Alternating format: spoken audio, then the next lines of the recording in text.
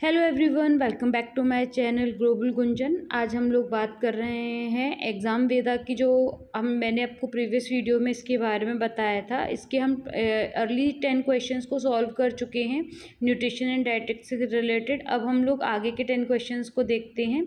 तो first question है हमारा, यानी कि क्वेश्चन नंबर 11 और इस वीडियो का first question, how many amino acids are essential amino acids. तो असेंशियल और नॉन असेंशियल दो तरीके के अमीनो एसिड्स होते हैं, जैसा कि हमको मालूम है।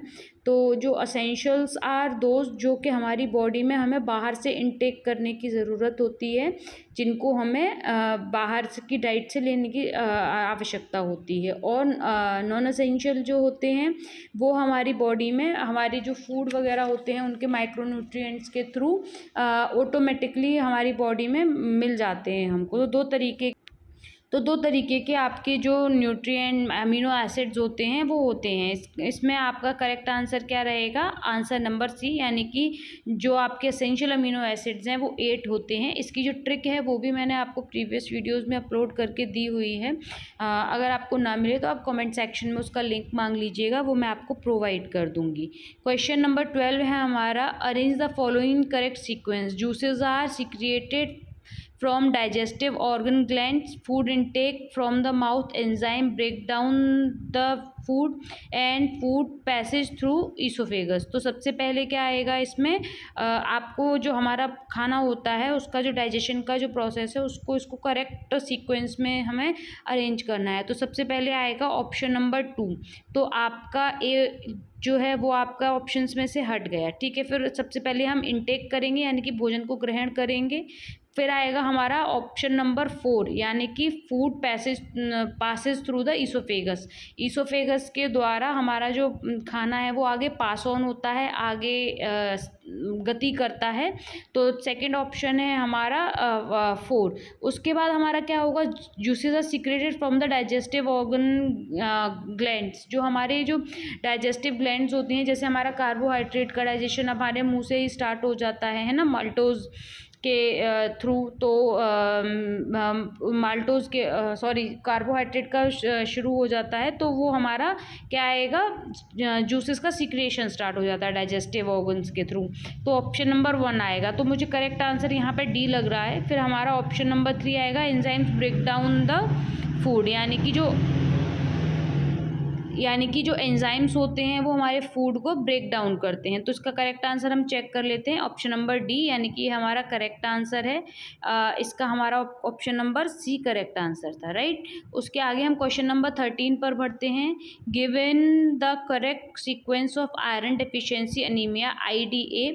IDA देखिए, ये भी पूछा जा सकता है कि आपको IDA का फुल फॉर्म क्या है, या फिर डायरेक्ट आपको ये पूछ लिया जाए कि इसकी मतलब इसका फुल फॉर्म क्या है ये बताइए, या फिर इस तरीके का कोई क्वेश्चन पूछ लिया जाए। तो आयरन डेफिशिएंसी जो अनीमिया होता है उसे IDA कहते हैं।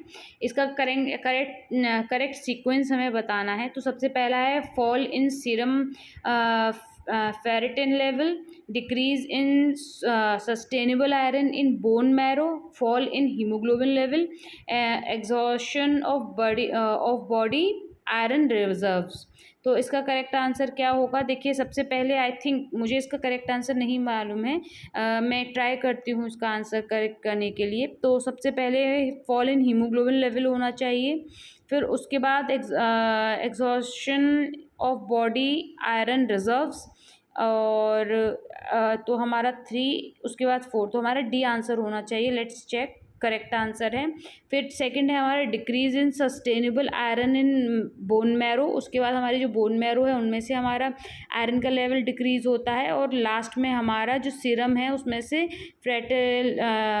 फेरिटिन लेवल जो है वो डाउन होता है। तो इस तरीके से हमारा, जब हमें क्वेश्चन का आंसर नहीं मालूम है तो हम कुछ चीज़ों को कोरिलेट करके भी आंसर को पता कर सकते हैं, जैसा कि मैंने अभी किया।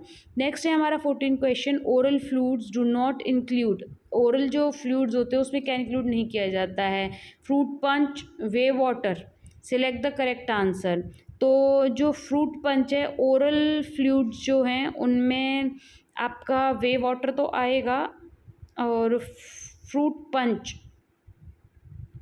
आई think fruit punch oral fluids में आ सकता है। तो option number both A and B check करते हैं, इनकरेक्ट आंसर है। तो इसका करेक्ट आंसर क्या रहेगा? ऑप्शन नंबर बी ओनली 2, यानी कि वे वाटर को ही ओरल फ्लूइड्स में इंक्लूड किया जाता है, फ्रूट पंच को नहीं किया जाएगा। ऑल राइट, नेक्स्ट हमारा क्वेश्चन है question number 15, macro nutrient includes. Macro, देखिए माइक्रो और मैक्रो दो तरीके के न्यूट्रिएंट्स होते हैं। तो मैक्रो न्यूट्रिएंट्स में कौन से आते हैं? माइक्रो यानी कि जो विटामिन्स, मिनरल्स, ये सारी चीज़ें होती हैं। और जो मैक्रो हैं उसमें हमारे आएंगे आपके carbohydrate, protein and amino acid, all of these आएगा। ओके, उसके बाद हम क्वेश्चन, मैक्रो मतलब होता है जो हमें बॉडी में ज़्यादा मात्रा में चाहिए, माइक्रो मतलब जो हमें कम मात्रा में चाहिए। ठीक है, क्वेश्चन नंबर 16 की तरफ चलते हैं। Ascorbic acid is essential for maintaining the following functions in the body. Ascorbic acid किस लिए चाहिए, किस फंक्शनिंग के लिए चाहिए? कोलेजन फॉर्मेशन के लिए, acts as a coenzyme body clotting के लिए, सॉरी ब्लड क्लॉटिंग के लिए, acts as an antioxidant, acts as an reducing agent, act as a reducing agent. ठीक है, तो इसका करेक्ट आंसर आप देखते हैं एस्कॉर्बिक एसिड। एस्कॉर्बिक एसिड या फिर हम कहें विटामिन सी हमें ब्लड क्लॉटिंग के लिए चाहिए होता है। तो 3 हमारा किस किस में आ रहा है? 3 आ रहा है हमारा सी और डी में, और कोएंजाइम की तरह हमारा काम करता है। तो 3, 2 एंड और हमारा आई थिंक रिड्यूसिंग एजेंट भी होता है। तो इसका करेक्ट आंसर हम देख लेते हैं, ऑप्शन नंबर बी। ओ, गलत हो गया। तो इसका करेक्ट आंसर होगा 1, 4 एंड 5, कोलेजन फॉर्मेशन के लिए, एंटीऑक्सीडेंट्स के लिए और हमारा रिड्यूसिंग एजेंट के लिए। ठीक है, 1, 4 एंड 5 इसका करेक्ट आंसर रहेगा। आगे हम बढ़ते हैं क्वेश्चन नंबर 17 के लिए। Which disease is caused by vitamin A deficiency. ये तो बहुत सिंपल सा आंसर है। जो आपकी नाइट ब्लाइंडनेस है, इसके लिए आपका ये ज़रूरी होता है, और टोड स्किन डिजीज़ जो होती है उसके लिए। तो ए और बी दोनों करेक्ट आंसर रहेंगे। Multipurpose foods are specially prepared for, multipurpose food किस चीज़ के लिए प्रिपेयर किए जाते हैं? स्कूल गोइंग चिल्ड्रन के लिए और इन्फेंट्स के लिए। तो इसका करेक्ट आंसर आपका रहेगा दोनों के लिए, क्योंकि जो इन्फेंट्स होते हैं उनका भी वो भी मल्टीपर्पज़ फूड्स को यूज़ करते हैं, और स्कूल गोइंग, क्योंकि ये दोनों ही ग्रोइंग स्टेजेस हैं, इसमें दोनों में रिक्वायर्ड रहता है। Why is the food season, food की सीजनिंग क्यों की जाती है? To make it taste better, to enhance the nutritive value, to make it look better, none of the above. तो जो सीजनिंग की जाती है फूड की, वो उसके टेस्ट को एनहेंस करने के लिए, बेटर करने के लिए की जाती है। क्वेश्चन नंबर 20 पर आते हैं। Arrange the following oils in increase percentage of polyunsaturated fatty acids. तो इसमें olive oil, groundnut oil, coconut oil, mustard oil, sunflower oil and soybean oil है। तो इसका करेक्ट आंसर क्या रहेगा? ऑप्शन नंबर 3, यानी कि जो ऑयल जिनमें पॉलीसैचुरेटेड फैटी एसिड्स की मात्रा ज़्यादा होती है वो सबसे पहले लगाना है। तो सबसे पहले आपका आएगा कोकोनट ऑयल, उसके बाद आएगा आपका ऑलिव ऑयल, फिर उसके बाद आता है आपका मस्टर्ड ऑयल, फिर उसके बाद सोयाबीन ऑयल, और सोयाबीन ऑयल के बाद आपका आएगा सनफ्लावर ऑयल, और उसके बाद ग्राउंडनट ऑयल, सॉरी लास्ट में आएगा आपका सनफ्लावर ऑयल। यानी कि जो सबसे आपको नहीं यूज़ करना चाहिए, लीस्ट ऑप्शन आपका सनफ्लावर ऑयल होना चाहिए, और बेस्ट ऑप्शन आपका कोकोनट ऑयल आपका होना चाहिए। तो ऑप्शन नंबर जो सी है वो आपका करेक्ट आंसर रहेगा।